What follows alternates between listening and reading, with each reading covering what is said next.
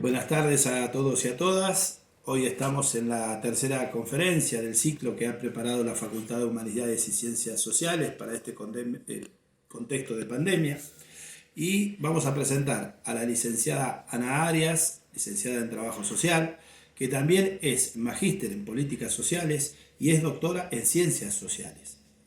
Hoy ella nos va a hablar de la asistencia en contexto de emergencia, una ponencia que tiene que ver puntualmente con la posibilidad de analizar este contexto y la intervención desde el rol del trabajo social. Estamos en esta semana también cumpliendo años como Universidad Nacional de la Patagonia San Juan Bosco, el día 4 de mayo. En esta semana ha sucedido este hecho y en conmemoración de esta semana también estamos haciendo actividades que son sustanciales para la universidad en el campo de la extensión universitaria, de la investigación y de la docencia. También quiero darle un agradecimiento muy particular a Ana Arias, que se ha inscrito en la lista de los prestigiosos conferencistas que están participando de este ciclo, y decir también de ella que actualmente desarrolla actividades de investigación y de docencia en la UBA, que es la Universidad de Buenos Aires, y la Universidad Nacional de La Plata. Próximamente estamos ya preparando con todos nuestros disertantes algunos productos que tienen que ver con la posibilidad de hacer un conversatorio tipo virtual donde puedan participar estos referentes dando respuesta a algunas de las preguntas que ustedes han formulado en las presentaciones anteriores. También quiero enviarles un saludo de parte de la decana de la Facultad de Humanidades y Ciencias Sociales, Patricia Pirch, y informarles que este ciclo ya cuenta con 500 inscriptos de todo el país y es para nosotros todo un logro haber podido hacer que haya llegado a tantos lugares esta propuesta. Desde ya agradecemos su presencia y nos seguimos viendo todos los viernes a las 17 horas hasta el 12 de junio, que será la última conferencia. Desde ya, muchas gracias. Bueno, bienvenidas, bienvenidos. Mi nombre es Ana Arias, y estoy muy agradecida con la invitación que me hizo la universidad para participar en este ciclo de conferencias. Y me encanta poder participar junto con colegas tan queridos por mí, y que están planteando cuestiones tan interesantes. La última conferencia la dio Paula Denel, metiéndose con un tema tan interesante como el problema de la incomodidad. Quizás, bueno, yo estoy filmando desde mi casa, es muy temprano en la mañana, pero en algún momento probablemente aparezca alguien de mi familia por acá. Les pido disculpas anticipadas, pero bueno, estamos en casa. Seguramente ustedes verán este video en circunstancias relativamente similares. Bueno, yo voy a trabajar con ustedes tres grandes ideas eh, para aportar al debate de esta etapa. Las voy a enumerar como para que ordenen por ahí, me ordenen a mí en la exposición y por ahí les ayuden a ustedes en la escucha. Yo quiero trabajar primero qué es esto del COVID para nosotros qué es esto del COVID como problema, digamos, o sea, qué está significando. La segunda es qué supone para pensar la idea de lo público. Y en tercer lugar me quiero meter con qué desafíos o qué apuestas veo yo y retomo un conjunto de colegas para pensar lo social asistencial. Así que bueno, en relación a estas tres grandes ideas es que voy a trabajar con ustedes en esta conferencia. Ustedes habrán notado, y seguramente a ustedes también les pase, que todos estamos en un momento en el cual oscilamos entre, yo digo todos, por lo menos yo, oscilo, voy a tomar mate mientras converso con ustedes, aunque sea a tanta distancia. Eh, Oscilamos entre momentos en los cuales visualizamos esta crisis como una cuestión catastrófica, la crisis generada por el coronavirus y con cuestiones apocalípticas casi, a cuestiones hiperesperanzadoras, entre las cuales, por ejemplo, antes de ayer estuve dialogando en un vivo de Instagram con trabajadores sociales misioneros y me preguntaban, bueno, ¿esto pondrá fin al capitalismo? O sea, pasamos del escenario más catastrófico a las cuestiones más esperanzadoras en términos de lo que de lo que puede suponer esta crisis mundial generada por la pandemia en términos sociales, políticos, para pensar el Estado. Bueno, lo primero que me parece que tenemos que tener todos muy claro es que el virus no es un sujeto.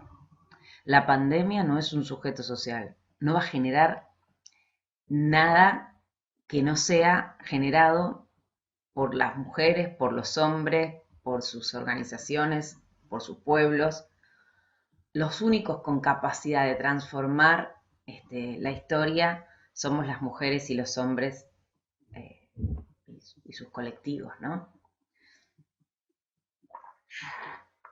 Hay muchos, yo a veces caigo también en esas tentaciones, que dicen, bueno, efectivamente el virus eh, mostró, cambió, pero cuando enumeran lo que cambió, enumeran lo que ellos ya creían anteriormente. Por ejemplo, los que tenemos vocación estatal, decimos, demuestra la importancia del Estado. Pero también es cierto que los antiestatistas dicen, demuestra que viven de los privados. Digo, en algún punto hay ahí un temor a que por colgarnos del efecto que supuestamente este problema va a generar en la historia, en nuestras sociedades, en nuestras comunidades, no nos olvidemos que los únicos con capacidad de transformación somos nosotros. Y en esto decir, bueno, ¿qué permite esta etapa y qué problemas tiene? Yo voy a ser muy cauta en las esperanzas que voy a plantear, pero quiero plantear esperanzas porque sin esperanzas no hay posibilidad de acción política, ¿no? De acción política esperanzadora. Yo les propongo que tomemos a lo que se genera a partir del COVID como los viejos teóricos institucionalistas presentaban como analizador. ¿Qué quiero decir con esto? Que en algún punto ustedes recordarán, porque estoy muy segura que muchos serán trabajadores sociales y lo deben haber estudiado en sus carreras de grado, que cuando se hablaba de analizador decía, bueno, es un elemento que permite develar, o sea, quitar el velo que no permitía ver algo, no porque no estuviera o porque estuviera demasiado oculto, sino porque estaba naturalizado.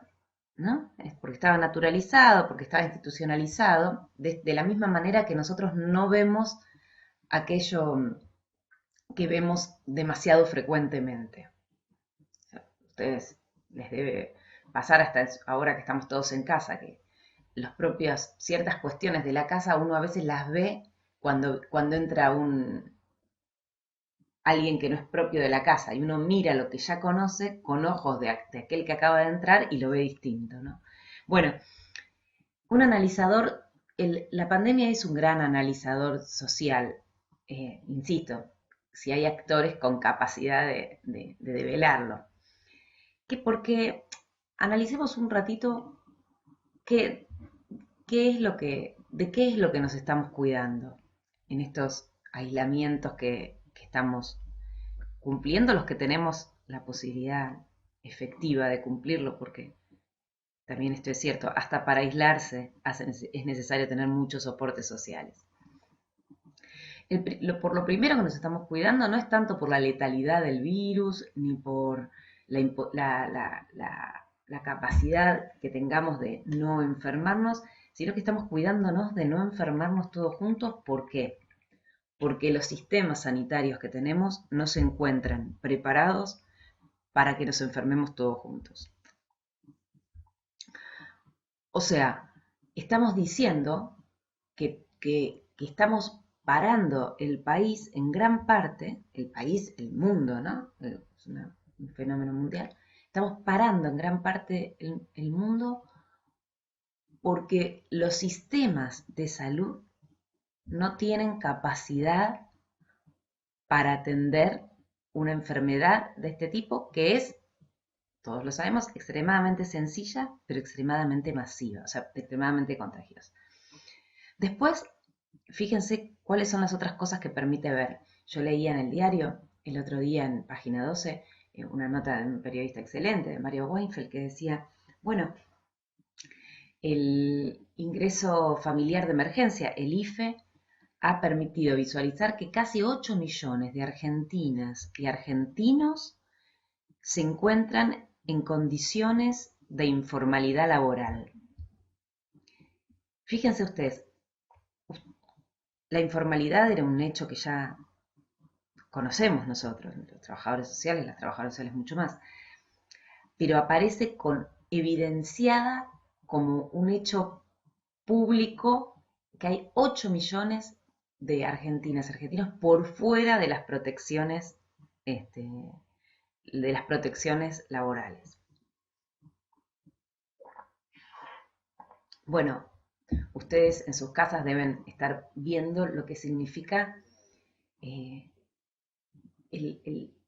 complejizar el sistema educativo. Vieron que ahora estamos, si virtualizamos, no virtualizamos, si las niñas y los niños hacen tareas en sus casas, las enormes dificultades que estamos teniendo los padres para acompañar en estas tareas de las niñas. Y además aparece visualizado todo el tema educativo en su dimensión más constitutiva de nuestras cotidianidades, de nuestras preocupaciones, con el lugar central que ocupa la escuela dentro del sistema institucional argentino. ¿Ustedes se dieron cuenta? No sé en sus provincias, pero acá en Buenos Aires las escuelas están ocupando roles fundamentales en lo social asistencial, están entregando los bolsones, el tema de que lo están funcionando los comedores, aparece visualizado esto. Ni qué hablar en este momento que les estoy hablando, una de las noticias más importantes de los diarios argentinos tiene que ver con el conflicto carcelario. ¿Podemos pensar que el conflicto carcelario está generado por el COVID? No.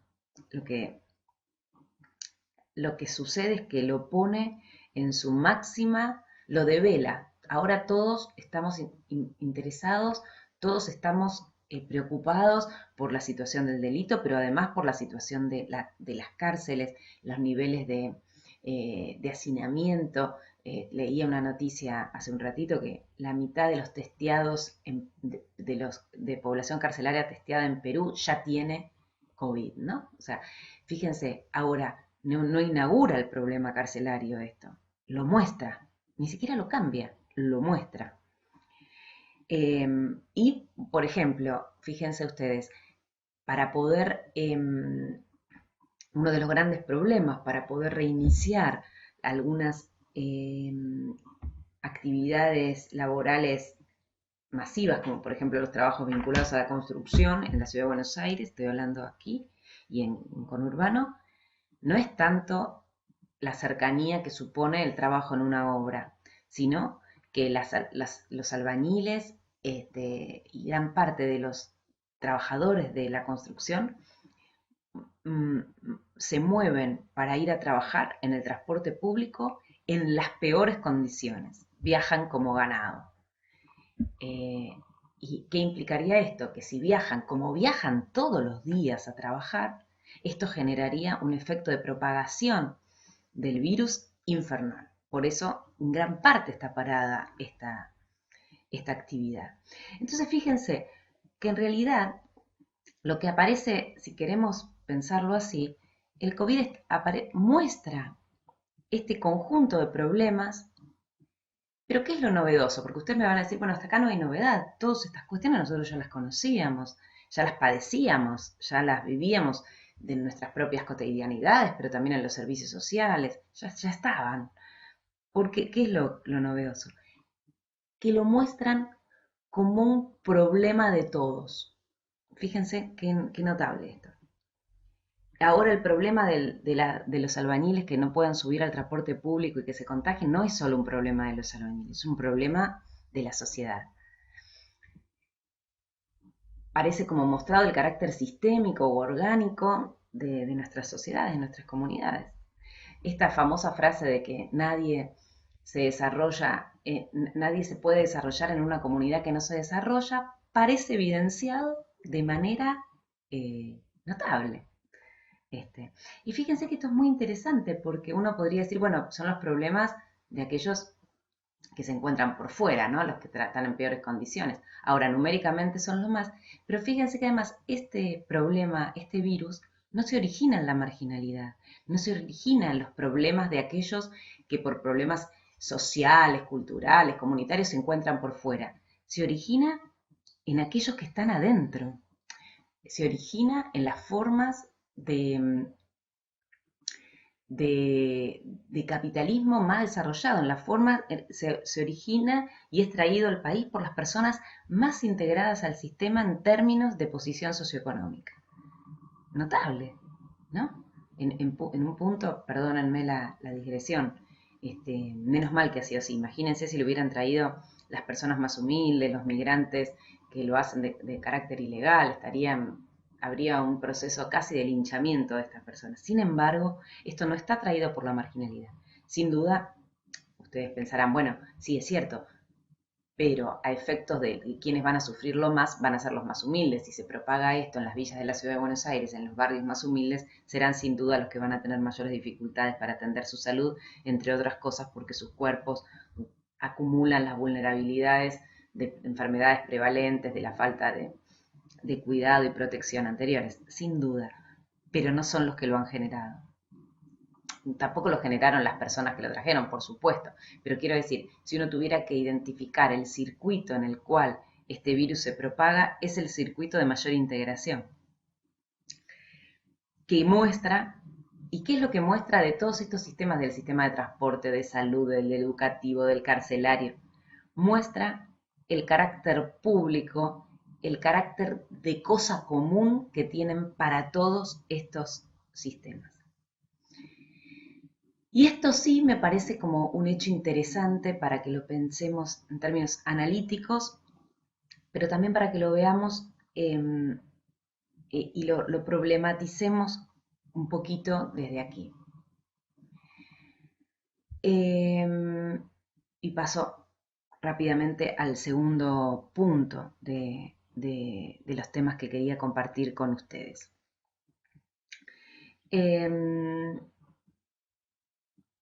Que tiene que ver con el tema de lo común, de la relación entre la política pública y lo común.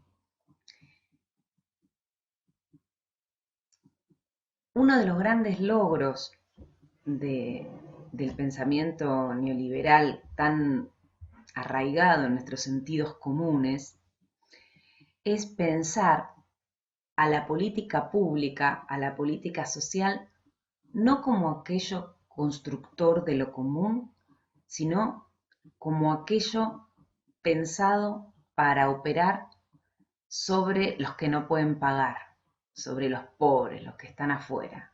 Esta idea de que lo público, sobre todo las políticas sociales públicas, son para aquellos que están afuera y no para construir lo común, es algo muy propio de los sentidos comunes neoliberales. Cuando uno le pregunta, estoy seguro que si preguntáramos en la calle a cualquier persona que pasa, bueno, ahora no pasaría nadie, pero digo, en la época que circulábamos por las calles con libertad, le preguntáramos qué es la política social, lo hacemos con nuestros estudiantes de los primeros años, qué es la política social, generalmente dicen planes, ¿no? Sin duda las políticas de transferencia de ingresos son políticas sociales. Ahora, pensar la política social únicamente como las acciones dirigidas a la pobreza es un problema, es un problema porque deteriora los sentidos de lo público. Pensar que deteriora en qué varios quiero detenerme un ratito en esto para poder después vincularlo con esto que estábamos hablando antes. Hay una cuestión que es importante, que creo que muchos de los que estamos en esta experiencia interactiva conectándonos tenemos, y es la claridad de la importancia em, de tener clara aquello que los, que los cristianos, que la experiencia, de la mejor parte de la experiencia cristiana ha tenido en cuenta, que es la opción preferencial por los pobres, ¿no? Y esto me parece que sin duda yo comparto esta opción. Pero no quiere decir esto que el objetivo de lo público no sea la construcción de lo común. Tiene la opción preferencial por los pobres porque piensa que lo común no puede tener a nadie por fuera de los desarrollos básicos de esta sociedad. De la misma manera que nadie se desarrolla en una comunidad que no se desarrolla, no hay comunidades que se desarrollen si tienen a gente por fuera. Ahora, en esto yo acuerdo plenamente y espero que sea claro esto que estoy explicando. O sea, fíjense, el COVID lo demuestra con claridad. Si nosotros tenemos condiciones de hacinamiento para viajar, si nosotros tenemos sistemas de salud con baja capacidad de protección, si nosotros tenemos cárceles en condiciones, no es un problema solo para los que están adentro, es un problema para todos. Y esto me parece que es central para pensar lo público. Pero lo público es lo de todos, no es aquello pensado solo para quienes se encuentran por fuera. Porque si no, le dejamos, si nosotros nos olvidamos de que lo público tiene como función construir, sostener, proteger lo común, le dejamos la construcción de lo común al mercado, despolitizamos lo común. Y fíjense que el COVID está mostrando que lo común, que incluso para aquellos que se encuentran fuertemente integrados, exige fuertes intervenciones en lo común, incluso para aquellos que se encuentran en mejores condiciones de integración. Y esto para muchos seguramente ya era un hecho conocido, pero aparece puesto sobre el tapete de lo común. ¿Qué pasará con esto? Cuando volveremos cuando el COVID baje digamos, cuando se generen los anticuerpos o se encuentre la vacuna o el virus, no sé, milagrosamente deje de estar o ya nos haya afectado a todos, ¿qué pasará con esto? ¿Volveremos a viajar como ganado? ¿Volveremos a tener sistemas públicos financiados? ¿Volveremos a hacinar presos a mansalva en espacios infectos en las cárceles? ¿Volveremos a pensar que la informalidad laboral es un problema de capacitación de los trabajadores? Bueno, esto yo no lo sé, pero sí sé, o sea, sí sé que pensar a la epidemia como analizador permite visualizar principalmente el carácter público de estos problemas y el carácter de necesaria intervención para la posibilidad de todes, de todas, de todos, de todes.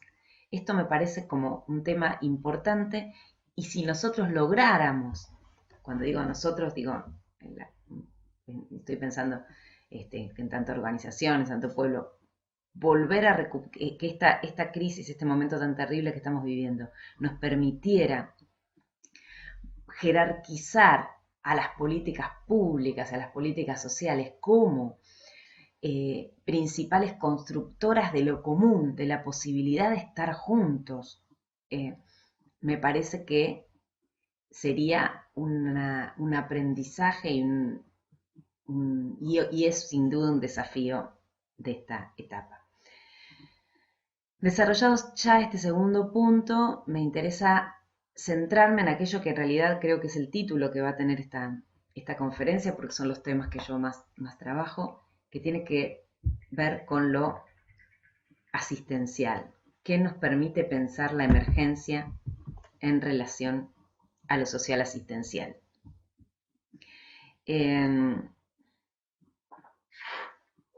Espero que no les moleste que yo tome mate, seguramente ustedes tomarán también. Una pregunta que nos hacemos: ¿cuándo volveremos a tomar mate en nuestras clases? Sin duda este año seguramente no. Bueno, sobre lo social asistencial. Fíjense ustedes qué importancia está teniendo en la posibilidad de aislamiento de gran parte de la población argentina que funcionen los mecanismos asistenciales argentinos. Bueno, justo hoy, estuve leyendo los diarios muy temprano, le han pedido la renuncia al titular del ANSES en función de las dificultades, se enumeraban dificultades en el abordaje asistencial de la etapa. Fíjense los conflictos asociados a las entregas de alimentos. Fíjense la enorme importancia que ha tenido lo social, lo asistencial para poder sostener este aislamiento. Insisto, no solo para los que van a necesitar los alimentos, lo van a necesitar también las personas que no pudieron ir a trabajar por las condiciones de la pandemia. O sea, fíjense la relevancia que a nivel nacional para poder sostener una estrategia sanitaria tiene lo asistencial. Bueno,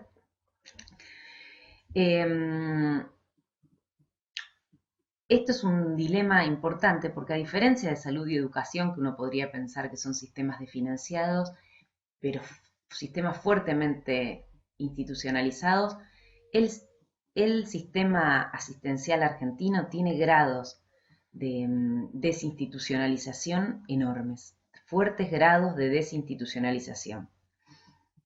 ¿Qué quiero decir? Por ejemplo, ¿quiénes son los responsables de la asistencia social? ¿El gobierno nacional, el provincial, el municipal? ¿Qué deben hacer frente? ¿Dónde se encuentran hallados? Uno dirá, depende de la provincia, depende del municipio, depende de la región. No tenemos una ley nacional que regule lo asistencial. Entre muchos del campo del trabajo social sostenemos que la asistencia es un derecho. Bueno, si la asistencia es un derecho, ¿cuáles son las leyes que lo regulan en tanto derecho y que permiten su exigibilidad?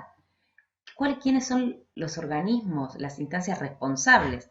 Todos sabemos que no hay derecho si no hay quien se responsabilice por su cumplimiento. Si no es una proclama, yo tengo derecho, pero no hay nadie responsable, no hay nadie a quien apelar. Y, por ejemplo, no tenemos una ley que regule la social asistencial. Hay una red nacional de investigadores en asistencia social que se encuentra militando esto. Es decir, bueno, es una tarea de los trabajadores sociales discutir la ley, ¿no? Discutir una ley nacional de asistencia social que permita, por ejemplo, frente a una pandemia, ¿sabemos si esta es la última que nos toca a nosotros? No lo sabemos. Frente a un conflicto vinculado con con cuestiones climáticas, frente a los conflictos vinculados por el desempleo, la pobreza, ¿cuál es el sistema asistencial que nosotros queremos construir? ¿Cuál es cómo pensamos la estatalidad de la asistencia? Nosotros necesitamos tener pensamiento estatal sobre la asistencia. Y tenemos algunos problemas para pensar. Voy a enumerar 3. Tenemos algunos problemas para pensar la estatalidad de la asistencia, para pensar el derecho a la asistencia, para pensar, por ejemplo, una ley. Uno de estos problemas es la fuerte cultura vinculada al trabajo y a los valores del trabajo como principal organizador de nuestras vidas. Como pueblo, somos un pueblo que valora, y aparte de nuestra experiencia histórica del trabajo, es un valor enorme, es un valor El trabajo, miren la cantidad de frases que podríamos enumerar, el trabajo dignifica, es decir, bueno, pobre pero trabajador era un halago para alguien, decir, bueno, es trabajador, o sea, tiene un valor que lo... Y para todos nosotros, trabajar es un valor importante. Yo hoy me levanté muy temprano porque para mí este video es una parte importante de mi trabajo y en este sentido me siento importante de poder hacerlo. Sin embargo, hay una expectativa, y tiene que ver con la historia de los derechos sociales en Argentina, en que la vuelta del pleno empleo formal y protegido sea quien efectivamente regule el conjunto de los problemas. Y en esto muchos se niegan a la institucionalización de la asistencia, en el sentido que dicen institucionalizar la asistencia es como abandonar la búsqueda del pleno empleo protegido, ¿no? Y acá me parece que ese argumento tenemos que pensarlo mucho. Uno es pensar una ley eh, nacional, pensar un gran sistema institucionalizado de la asistencia, no es para nada abandonar esa pretensión. Pensar eso es fuertemente neoliberal, porque es pensar que lo asistencial reemplaza lo laboral. Fíjense que esta epidemia nos está permitiendo mostrar que incluso los trabajadores protegidos están necesitando intervención asistencial estatal.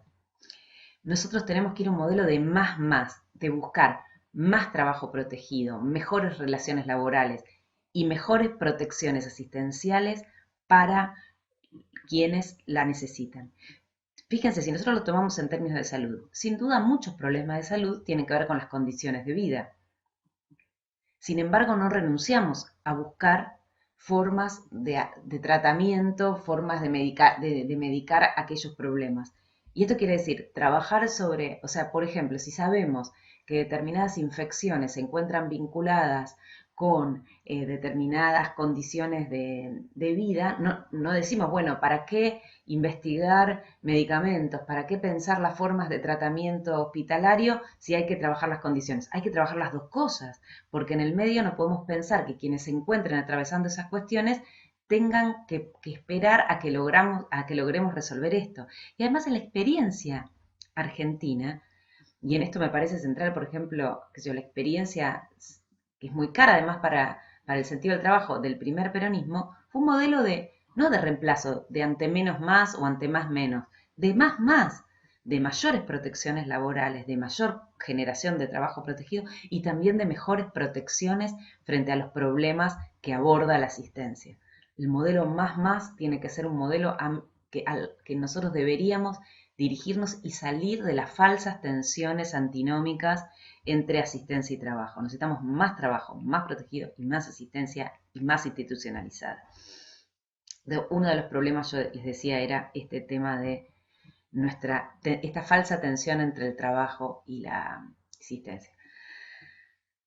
La segunda es el problema de lo federal. ¿Quiénes son los responsables de la asistencia?